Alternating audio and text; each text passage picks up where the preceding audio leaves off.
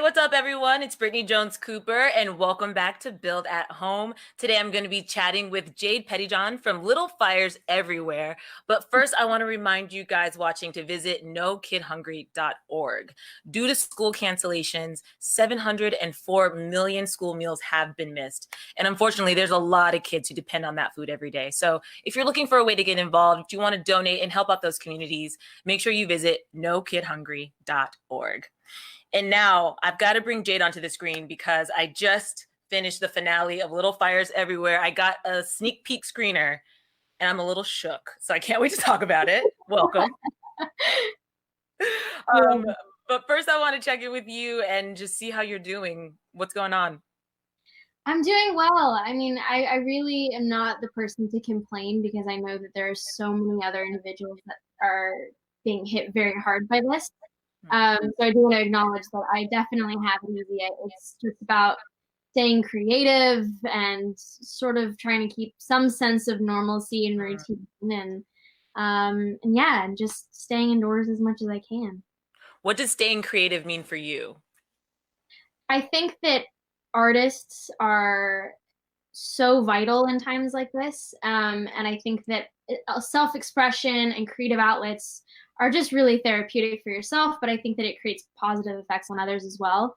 And I don't think that that should ever be halted in any kind of way. So for me, I write a lot. I think that's really important. I will talk to friends. I will paint, even though I'm terrible at it, but I'm learning about it. I'm trying, I make music. And I learn, and I think that just living an artful life is important, and I don't want that to stop just because I have to stay indoors. Yeah, that's awesome. I've been writing too. What kind of stuff have you been writing? Oh, that's amazing. I write a lot. I'm writing a lot of poetry right now. That's sort of the medium. You too? Yeah, I wrote like 7 poems last week. I love that. Oh my It just goodness. seemed like the quickest way to process like what was happening in real time. I could not agree with you more on that. It's such an easy way to just kind of purge what you feel through art.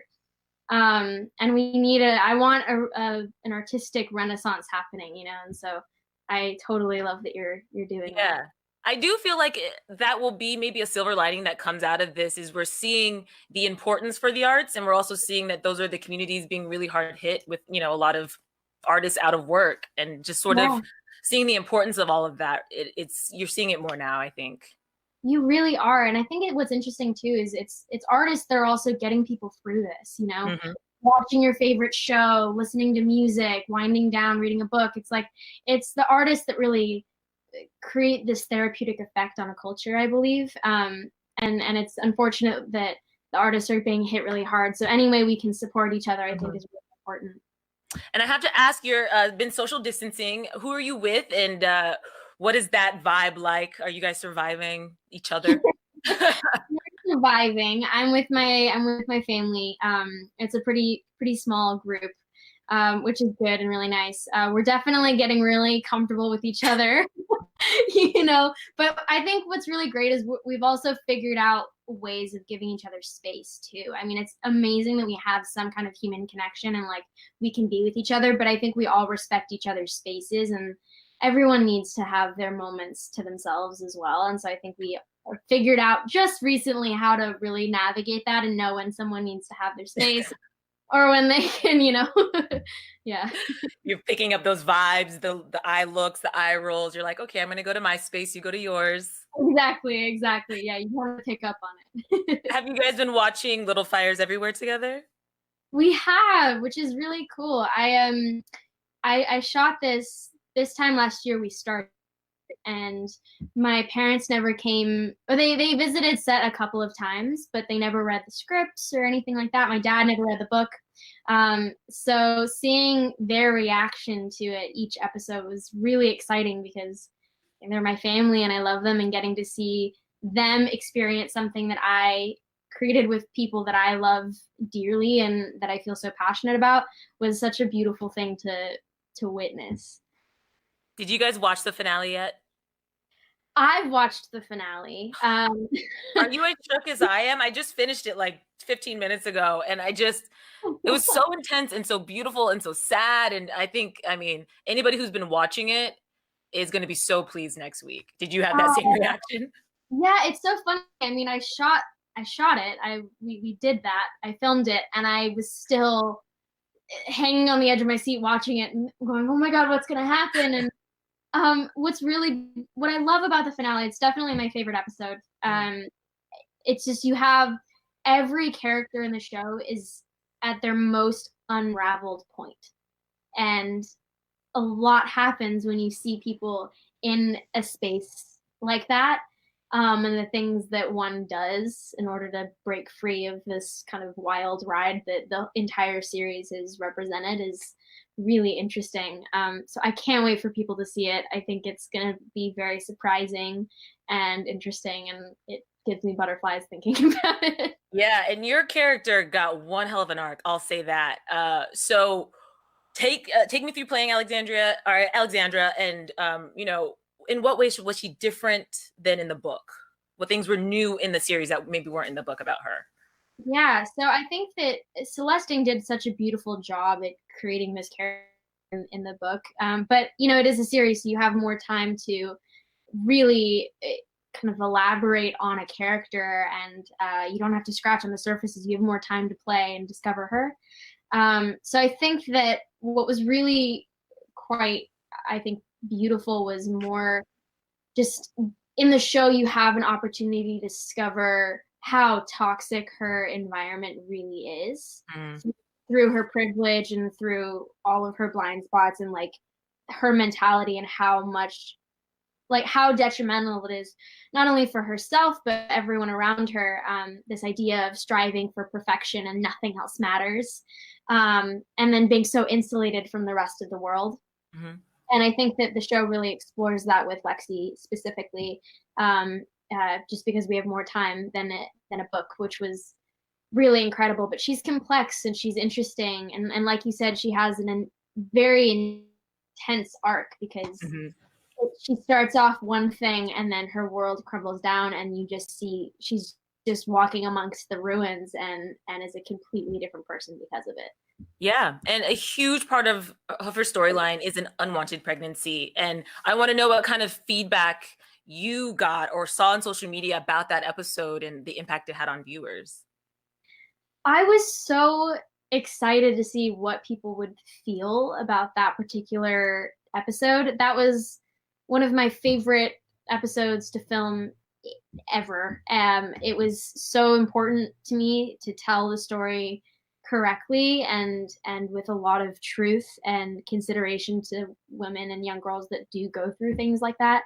Hmm. Um, and and what I loved was there were so many people who felt strongly against Lexie during that entire episode because the way she handles it is so ungraceful. But at the same time, those same people that felt so strongly against her also could empathize with her and understand her and feel what she felt in the sense of feeling like her world was caving in. Um, and and I think that's just life. I think Hmm. that it's messy and conflicted, um, and so seeing people receive it like that, understanding her, sympathizing and empathizing with her, and also getting angry with her was a really beautiful kind of conflicted feeling that I loved. I loved Yeah. that people got that. Well, I mean, one of the huge themes in the series is motherhood Yeah. and how conflicting that can be and how hypocritical that can be. And we really explore motherhood through a lot of different lenses, which I don't think I've really seen in a piece of art like this. It is really compelling. And so, do you find yourself conflicted and siding with one mother over another? And do you have favorites like we have favorites?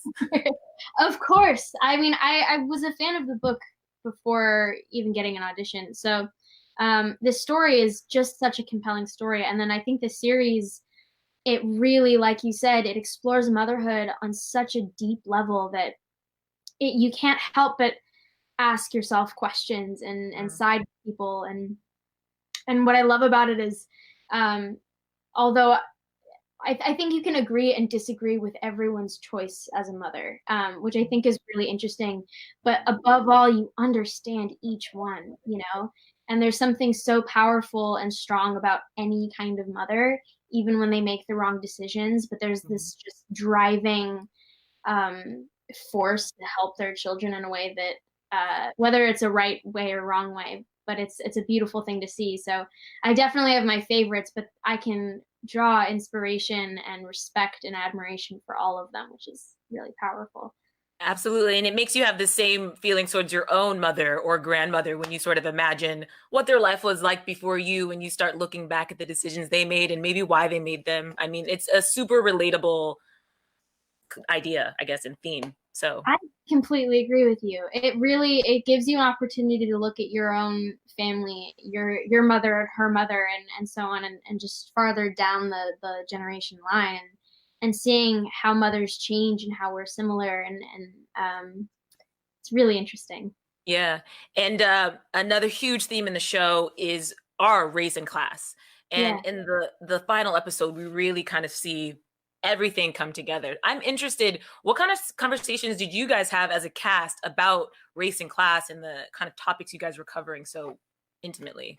Yeah, we had so many discussions about it, which was really, really important for me. In the beginning, I wanted to make sure that I understood the cultural and society mentality of the 90s in Shaker Heights, Ohio at that time. And, it had this very progressive idea of being colorblind and we don't see race, but really, if you actually look at that concept, it's incredibly regressive. And same with the class levels and factions. Mm-hmm. There's so many fabrications in that, with this idea that we're doing something good. And so I wanted to understand that concept in totality. And as a cast, we definitely sat down together, especially the Richardsons, during our family dinners on set before filming. We would talk about it and try and figure out what the kids were exposed to as far as race and class conversations, and what kind of conversations were being held at the dinner table and things like that, and what wasn't, and what we weren't being exposed to, which I think is really important, because even though it does take place in the 90s, it really parallels realities that we see today in different ways. It's incredibly similar. Yeah, absolutely. I mean, I grew up in the suburbs of Nebraska. And so watching the Richardson family and seeing those characters, I mean, I definitely see that is an issue that is still very prevalent in a lot of communities. And I thought it was really brave of the show to like really have this honest conversation about how that impacts lives. It's so important to bring as much honesty to it as possible and to be unapologetic in that approach, because I think there's a lot of power in holding up a mirror to a society and seeing what happens. There's growth that can come from that. There's the ability to see something as it really is, not how we want to see it, and then the willingness to change from that, because I think we all want to be good. I think we try to be good, and caring, and I think empathy and things like that are inherent traits, but they can get lost and it can get messy. And so what I love about this show is it gives you an opportunity to regain your empathy. Yeah. And empathy needs to be nurtured, so it definitely gives you a chance to grow and learn from that. And then, of course, we have to talk. Reese plays your mom. Again, I'm still kind of recovering from this finale. The scenes were so emotional. And just take me through those intense scenes with her and anything that you sort of learned from her, either she's a producer or as an actor. I learned so much from Reese both as an actor and a producer. For the majority of this series, actually, we don't have a lot together other than dinners and dinner scenes and things like that. However, my character and her character are so similar, and we had many conversations about her being the mini and kind of both of them being a vessel of each other. And so there was a lot of conversations in the beginning of making sure that I emulated my mother and how that kind of played out. And then, but by the end of the series, the season finale, Reese and I have a lot of really great work together on really intense moments and scenes. And that's where I really felt like I learned so much from her, as an actor, because I was really actually working with her and realized how generous of a scene partner that woman is. It gets so intense, and she would just have my back in ways that I've never really experienced before. And then seeing her get into that mentality, because guys, you thought you saw Elena unraveled. Just wait till you see this next episode. It's insane. I don't think we've seen Reese quite like this before. No, you know. never before seen. And I saw recently you took over Hulu's Instagram and shared some behind the scenes moments. So looking back on the experience, is there a photo that is just really special to you, or a moment that you'll just always remember? There are so many moments, and I really tried not to take a lot of photos and be on my phone as much, which was really interesting. I mean, I'm human, so I did have all of them, as you can tell with the Hulu takeover. But I have this photo. I don't know if I posted it, but it's from a disposable camera, because I wanted to capture the moment, but I didn't want to be on my phone while we were filming, especially the last episode. And so I have this disposable camera, and I got the film back, and it was like this photo of all of the women and me on my final day of filming.